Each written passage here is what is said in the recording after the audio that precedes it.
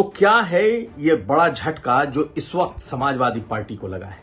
तो आपको बता दें कि समाजवादी पार्टी ने जिन 3 बड़े पिछड़े चेहरों को विधानसभा के पहले अपनी पार्टी में मिलाया था, जिनके बूते समाजवादी पार्टी ने यह दावा किया था कि पिछड़े वर्गों के नेता उनके साथ आ चुके हैं और अब पूरा पिछड़ा वर्ग उनके साथ है, उसी पिछड़े वर्ग के नेता ने समाजवादी पार्टी को झटका दे दिया है। जी हां, नाम है दारा सिंह चौहान। दारा सिंह चौहान घोसी क्षेत्र से विधायक थे, लेकिन अभी अभी उन्होंने कुछ देर पहले इस्तीफा दिया है विधानसभा से।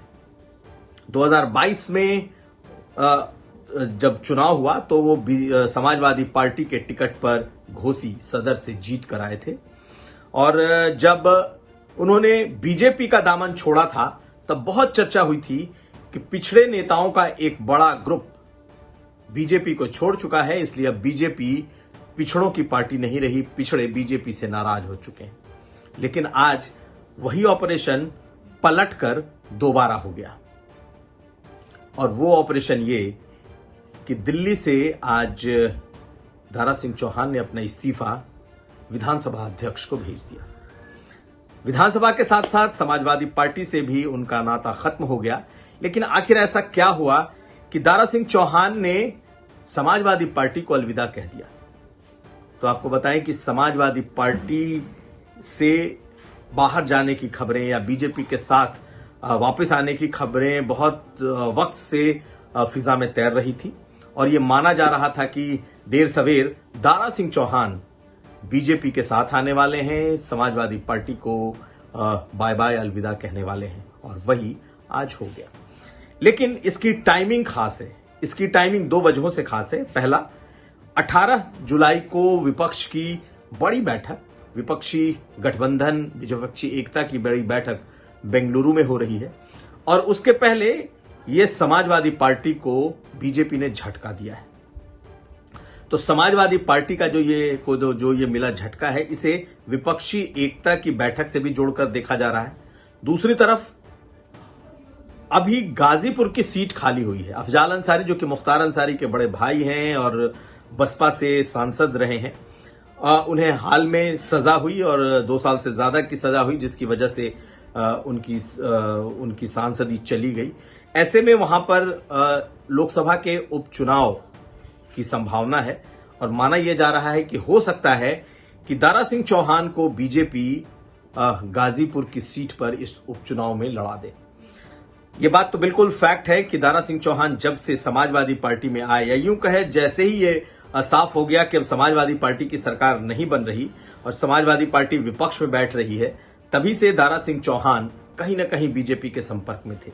लेकिन बीजेपी हमेशा एक ऐसा वक्त ढूंढती है जब उस वक्त पर कुछ चोट किए जा सके, और इसीलिए जब 18 जुलाई को एनडीए की बैठक बुलाई गई है, 18 जुलाई को ही विपक्षी गठबंधन, विपक्षी एकता की बैठक है, उसके पहले समाजवादी पार्टी को यह जोर का झटका बीजेपी ने दिया है। जल्द ही वो बीजेपी में शामिल हो सकते हैं, हो जाएंगे दारा सिंह चौहान। लेकिन इससे जुड़ी 2 बातें हैं। एक बात कि जिन 3 नेताओं ने बीजेपी को छोड़कर 2022 के जनवरी में सपा का दामन थामा था और मार्च में चुनाव लड़े थे, उसमें से 2 पिछड़े बड़े नेता बीजेपी के साथ हैं, उसके संपर्क में हैं।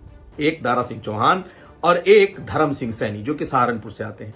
लेकिन जो तीसरे नेता हैं स्वामी प्रसाद मौर्य, वो इतना आगे निकल चुके हैं कि उनके लिए बीजेपी में वापसी संभव नहीं है। लेकिन आधे वो भी बीजेपी में। हम आधे इसलिए कह रहे हैं क्योंकि उनकी बिटिया, यानी कि बदायूं से सांसद संघमित्रा मौर्य, ये बीजेपी की सांसद है और बीजेपी के भीतर अच्छा कर रही हैं। तो माना जाए कि 2 जो बड़े नेता जो गए थे वो वापस बीजेपी की तरफ आ रहे हैं, और साथ साथ स्वामी प्रसाद मौर्य बेशक कितने भी एंटी बीजेपी, एंटी ब्राह्मण बातें कह लें, लेकिन उनकी बेटी तो बीजेपी में सांसद है और मेहनत भी कर रही है। दूसरी बात यह कि जिस तरीके से एक नैरेटिव बना था कि जो 3 बड़े ओबीसी नेता हैं, ये सब बीजेपी को छोड़ चुके हैं और बीजेपी की छोड़ने की वजह से जो ओबीसी का एक बड़ा वर्ग है वो बीजेपी से नाराज होकर हट चुका है।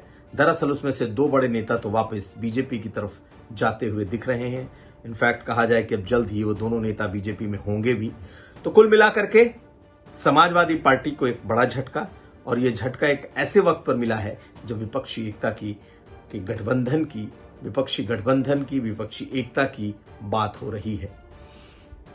तो अब देखना यह है कि क्या दारा सिंह चौहान की ज्वाइनिंग जल्द होती है, और जल्द होती है तो क्या उन्हें गाजीपुर सीट लड़ाया जाता है या फिर 2024 के पार्लियामेंट के चुनाव में वो प्रत्याशी बनेंगे।